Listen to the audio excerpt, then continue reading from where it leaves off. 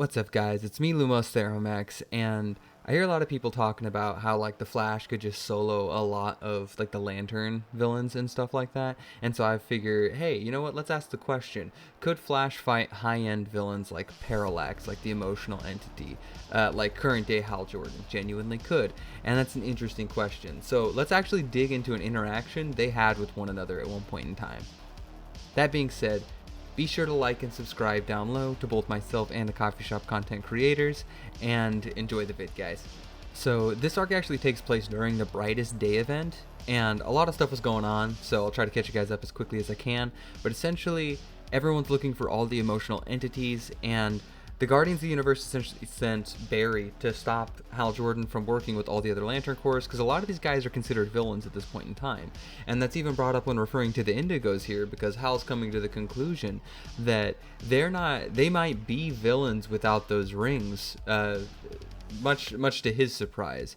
And they even kind of somewhat confirm that here, and a fight breaks out between the entire group, because one of the members around here actually has Adara. One of the blue lanterns around here actually has Adara. The Saint Walkers here, and yeah, it's Larfleeze. There's a whole cast of people here, and a fight's about to break out between the entire cast of people.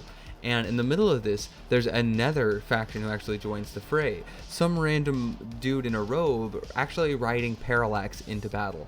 And Hal immediately recognizes this threat. And it's important to note that Barry was actually dead for the duration of the time, for the most part, that Parallax actually had possessed Hal Jordan. So he had not seen or experienced anything like this. And Parallax immediately flops after both of them, but then looks at Flash and immediately grabs him. And Hal kind of freaks out in this situation, because this is not a good situation whatsoever.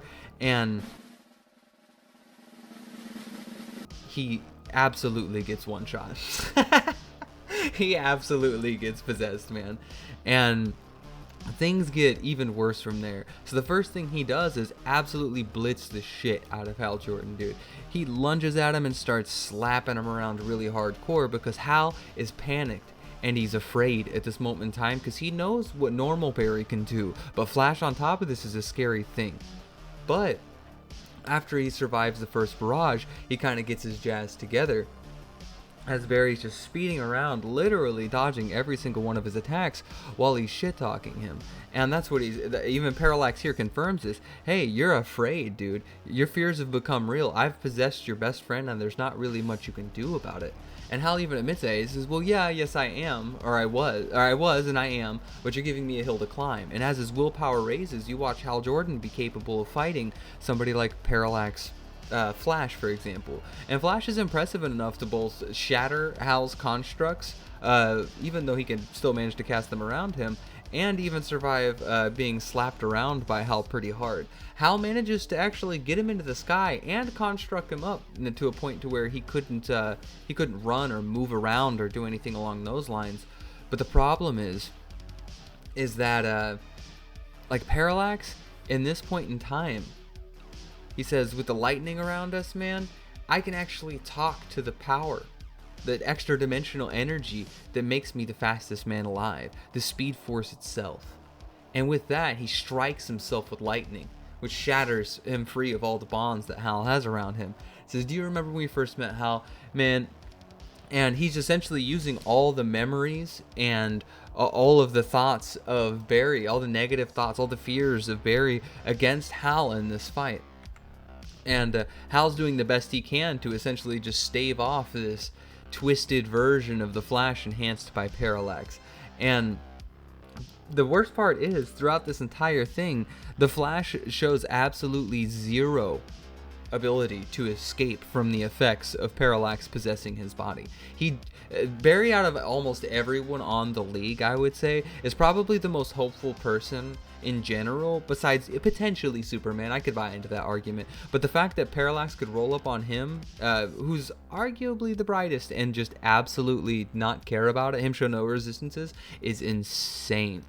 And Hal essentially just bottles themselves up into a bomb, and his willpower keeps raising and raising as this fight continues, and slams them both onto the ground as hard as they can. But he immediately gets up and says, yo, Parallax, well, you can pick on him basically however much long you want, but if you're genuinely who you say you are, you'd come for me, right? Because you're Parallax. What are you, afraid? Are you afraid of me? Do you think you can't possess me? And Parallax immediately lunges for him because he says, I fear nothing. Essentially saying that the body, he values Hal's body way more than he values the Flash's body in this instance.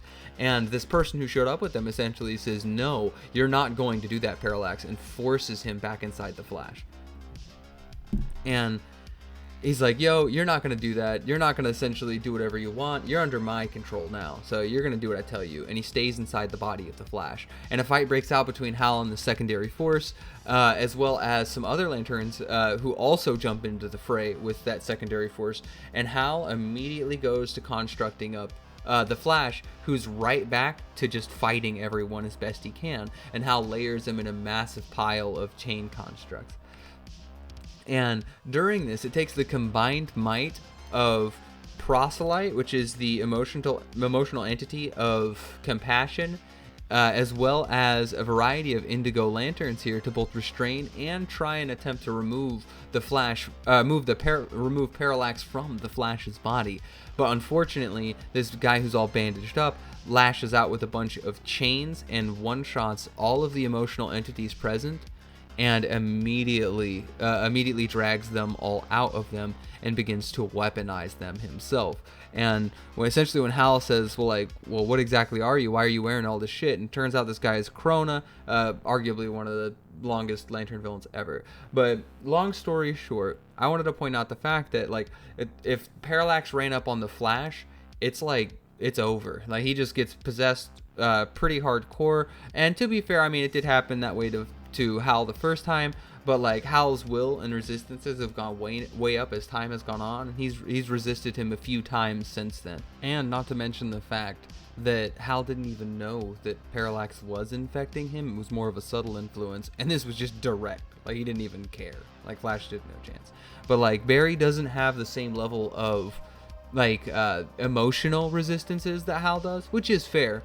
But to say that like the Flash could solo all of Hal Jordan's villains, especially the high-end ones, is like Crazy Town 3000. So tell me what you guys thought of Parallax Flash down low, Paraflash, and be sure to like and subscribe to both myself and the Coffee Shop content creators. And I guess we'll see you next time, Lanterns. Later.